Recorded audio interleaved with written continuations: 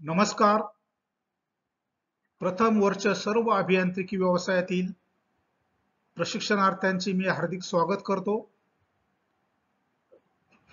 आजच्या या भारत स्किल निमी मॉड्यूल प्रश्नोत्तरे स्पष्टीकरणासह मधील व्हिडिओमधील कार्यशाळा व गणित शास्त्र या विषयातील गती, वेग, स्पीड अँड व्हेलॉसिटी याची जी मल्टिपल चॉईस क्वेश्चन्स आहेत, MCQ आहेत, त्या प्रत्येक प्रश्नाचा योग्य पर्याय, त्यानंतर त्या योग्य पर्यायाचं स्पष्टीकरण आपण या व्हिडिओमध्ये प्रत्येक प्रश्नाचं विवेचन करणार आहोत. तर चला विद्यार्थी मित्र हो, गती व वेग, speed and velocity Bharat Nimi module प्रश्नोत्तरे स्पष्टीकरणासह आपण पाहणार आहोत.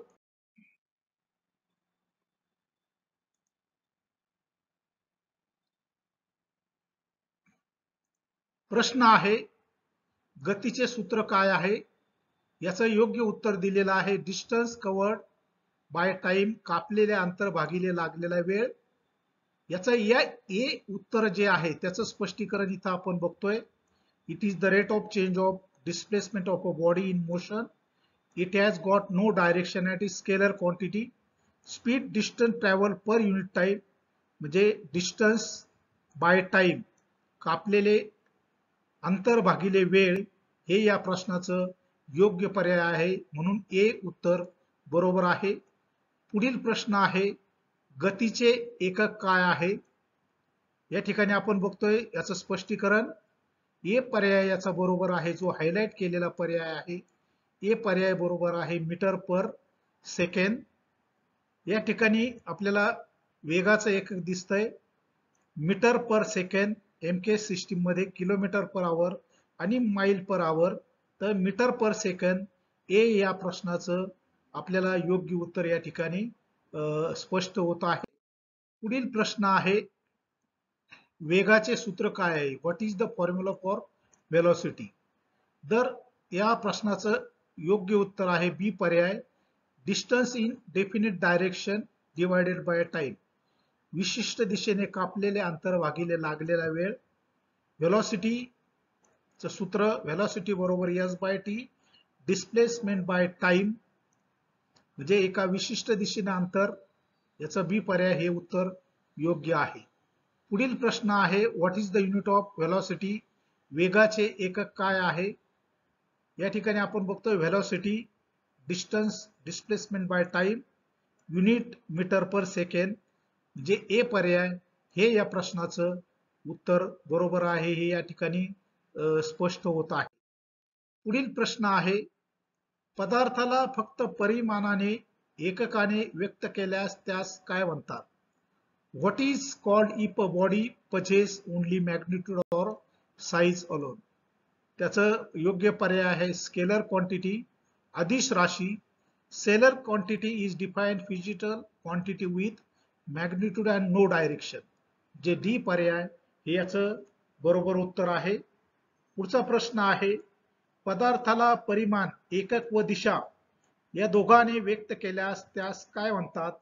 तर योग्य पर्याय आहे वेक्टर क्वांटिटी, सदिश राशी. What is called if a body possess both magnitude and direction of velocity?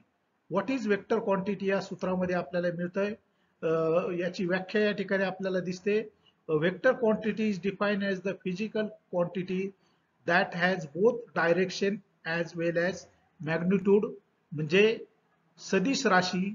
C हे या प्रश्नाचं योग्य उत्तर आहे. तर पुढील प्रश्न आहे, पदार्थाच्या विस्थापन बदलाच्या दरास काय म्हणतात? What is the rate of change of displacement? पर्याय डी पर्याय, वेग, व्हेलॉसिटी हे या पर्यायाचं हा पर्याय या प्रश्नाचं अचूक उत्तर आहे. जर आपण व्याख्या बघितली व्हेलॉसिटीची, the rate of change of displacement is called as velocity, म्हणून डी पर्याय या प्रश्नाचं हे बरोबर उत्तर आहे. पुढील प्रश्न आहे, पदार्थ आपली नैसर्गिक अवस्था बदलत नसल्यास त्यास काय म्हणतात? तर पर्याय बॉडी ॲट रेस्ट, विराम अवस्था असं म्हटलं जातं. योग्य उत्तर या त्याचं स्पष्टीकरण याप्रमाणे असेल, when a body does not change its position with respect to its surrounding, it is said to be a rest. म्हणजे बी हा पर्याय या प्रश्नाचं अचूक उत्तर आहे। याचा योग्य पर्याय उत्तर दिलेला आहे बॉडी ऍट मोशन, गतिमान अवस्था। त्याचं उत्तराचं जे स्पष्टीकरण आहे ते याप्रमाणे आहे, when a body changes its position is called as with respect to its surrounding it is said to be a motion। म्हणजे बॉडी ऍट मोशन हे बी हा या प्रश्नाचं योग्य उत्तर आहे। पुढील प्रश्न आहे, एक पदार्थ 21 सेकंदामध्ये 168 मीटर अंतर कापत असेल तर त्याचा वेग काढा। व्हेलॉसिटी आपल्याला या ठिकाणी काढायची आहे। वेग बरोबर प्रश्न जे सूत्र आहे, विशिष्ट दिशेने कापलेले अंतर भागिले लागलेला वेळ। जो कापलेला अंतर आहे 168 मीटर आहे आणि लागलेला वेळ आहे 21 सेकंद, तर आपल्याला 8 मीटर पर सेकंद हे या प्रश्नाचं उत्तर मिळालेलं आहे। म्हणजे बी हा पर्याय या प्रश्नाचं योग्य उत्तर आहे। पुढील प्रश्न आहे, 20 सेकंदामध्ये एक ट्रेन 80 मीटर लांबी 120 मीटर लांबीचा रेल्वे स्थानक प्लॅटफॉर्म पार करते, तर रेल्वेचा जो वेग आहे तो काढायचा आहे। योग्य पर्याय आहे डी 36 किलोमीटर पर आवर। याचं स्पष्टीकरण याप्रमाणे असेल, speed of the train total distance by time, total distance आहे 80 अधिक 120 मीटर डिवायडेड बाय लागलेला वेळ 200 बाय 1000 किलोमीटर मध्ये आपण त्याचं रूपांतर केलेलं आहे। किलोमीटर पर आवरचा मीटर पर सेकंदचा आपण किलोमीटर पर आवर मध्ये रूपांतर केल्यास आपल्याला या ठिकाणी 1/5 इंटू 180/1 किलोमीटर पर आवर म्हणजे 36 किलोमीटर पर आवर हे या ठिकाणी आपल्याला या प्रश्नाचं स्पष्टीकरण मिळत आहे। त्वरणाचे सूत्र काय आहे? या ठिकाणी जे प्रश्न दिलेला आहे त्याचा आपल्याला आन्सरचं एक्सप्लेनेशन दिलेलं आहे। ए बरोबर व्ही वजा u by t metre per second, म्हणजेच या ठिकाणी आपल्याला याचा बी पर्याय हे याचं ए पर्याय या प्रश्नाचं योग्य उत्तर आहे। पुढील प्रश्न आहे, पदार्थाच्या त्वरणाचे एकक काय आहे? याचं आपल्याला rate of change of velocity म्हणजेच मीटर पर सेकंड स्क्वेअर, बी हा पर्याय जो आहे बी पर्याय याच्या प्रश्नाचं योग्य उत्तर आहे मीटर पर सेकंड स्क्वेअर। नंतर पुढचा प्रश्न आहे, एका कारचा वेग 25 किलोमीटर पर आवर वरून एका मिनिटात 40 किलोमीटर पर तास होतो, तर निर्माण होणारे त्वरण काढा। या ठिकाणी याचे योग्य उत्तर जे दिलेलं आहे सी पर्याय 0.069 मीटर पर सेकंड स्क्वेअर हे याचं उत्तर आहे। त्वरण आपण काढूया व्ही वजा यू बाय टी, ज्या व्हॅल्यू दिलेल्या आहेत आपल्याला 25 किलोमीटर पर आवर, सुरुवातीचा वेग अंतिम वेग दिलेला आहे 40 किलोमीटर पर आवर, तर आपण याचं कन्व्हर्जन केल्यानंतर आपल्याला 6.94 हा त्याचा सुरुवातीचा वेग मिळतो, तर 11.11 मीटर पर सेकंड हा त्याचा अंतिम वेग मिळतो, जो वेळ दिलेला आहे 1 मिनिट 60 सेकंद। त्वरण बरोबर व्ही वजा यू बाय टी, किमती या ठिकाणी टाकल्या असता आपल्याला 0.069 मीटर पर सेकंड स्क्वेअर हे या प्रश्नाचं अचूक उत्तर मिळत आहे। सी हा पर्याय याचं योग्य उत्तर आहे। पुढील प्रश्न आहे, एक कार 50 किलोमीटर प्रति तास या वेगाने गतिमान असून 45 सेकंदात विराम अवस्थेत येते, तर निर्माण होणारे मंदन काढा। योग्य पर्याय आहे याचा 0.30 मीटर पर सेकंड स्क्वेअर। आपल्याला ज्या किमती दिलेल्या आहे, इनिशियल व्हेलॉसिटी दिलेली आहे 50 किलोमीटर पर आवर, याचं रूपांतर आपण मीटर पर सेकंद मध्ये केलं असता आपल्याला मिळते 13.88 मीटर पर सेकंद। नंतर याची अंतिम वेग जी फायनल व्हेलॉसिटी आहे 0 मीटर पर सेकंद, जो वेळ लागलेला आहे टाइम टेकन 45 सेकंद। तर रिटार्डेशन आपल्याला या ठिकाणी जे सूत्र आहे त्या सूत्रात व्ही बरोबर यू अधिक एटी या सूत्रात जर आपण किमती टाकल्या तर आपल्याला ए ची जी किंमत आहे 0.308 मीटर पर सेकंड स्क्वेअर, म्हणजे याच्यातली जी रिटार्डेशन आहे बी 0.30 मीटर पर सेकंड स्क्वेअर इतकं मिळालेलं आहे।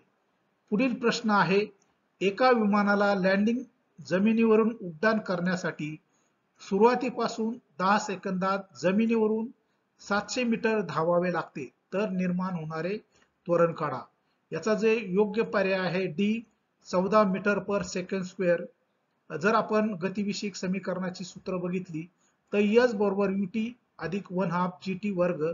याच्यात जर आपण किमती टाकल्या, जर जी ची किंमत आपण शोधली, जी ची व्हॅल्यू आपल्याला या ठिकाणी मिळत आहे 1.2 g into 100 700 meters or g by 700 by 2 divided by 100 म्हणजे 1400 भागिले 100 म्हणजे 14 मीटर पर सेकंड. डी पर्याय हे याचं योग्य उत्तर आपल्याला या ठिकाणी मिळालेलं आहे. पुढील प्रश्न आहे, एक दगड 20 मीटर प्रति सेकंद या वेगाने वर फेकल्यास जास्तीत जास्त किती उंचीपर्यंत पोहोचेल. जी ची किंमत, गुरुत्वीय त्वरणाची किंमत, ऍक्सलरेशन ड्यू टू ग्रॅव्हिटीची किंमत आपल्याला 10 मीटर पर सेकंड स्क्वेअर इतकी घ्यायची आहे. याचं योग्य पर्याय उत्तर आहे 20 मीटर. त्याचं जे उत्तराचं स्पष्टीकरण 20 मीटर हे खालील प्रमाणे आहे. mv² बाय 2 बरोबर mgh. सूत्राची अदलाबदल केली असता h बरोबर v² by 2g h 20 metre per second square divided by 2 into 10 metre per second square. h बरोबर वर्ग केला असता 400 by 20 metre per second square. 400 भागिले 20 तर आपल्याला उंची मिळते 20 मीटर. म्हणजे बी पर्याय हे या प्रश्नाचं योग्य उत्तर आहे. तर विद्यार्थी मित्र हो, या व्हिडिओमध्ये आपण गती व वेग या पाठातील जी मल्टिपल चॉईस क्वेश्चन्स आहेत त्या प्रत्येक प्रश्नाचं उत्तर आणि त्याचं स्पष्टीकरण विवेचन केलेलं आहे. निश्चितच हे जे प्रश्नावरची उत्तर आहेत याचा आपल्याला येणाऱ्या सीबीटी परीक्षेमध्ये उपयोग होईल हे निश्चितच मला वाटते. धन्यवाद.